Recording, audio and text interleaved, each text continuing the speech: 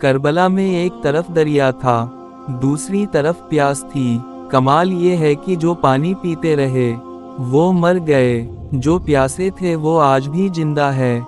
कौन कहता है कि दरिया नहीं पीता पानी? मेरे अब्बास ने दरिया को पिलाया पानी। फातिमा हाथ उठाकर जो दुआ कर देती, करबला तेरे संभाले ना संभलता पानी। हक हुसैन मौला हुसैन वली जो है ये मत पूछो कि क्या देख लेते हैं।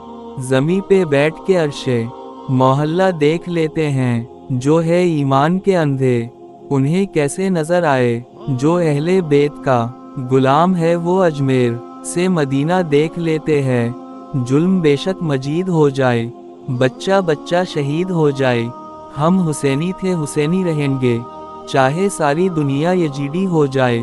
दाना दाना मेरे हुसैन का है, सारा जमाना मेरे हुसैन का है। जो बदलता सबकी तकदीर वो घराना मेरे हुसैन का है। फिरता है दर बदर न रहता है चैन से, शर्मिंदा है आज भी पानी हुसैन से।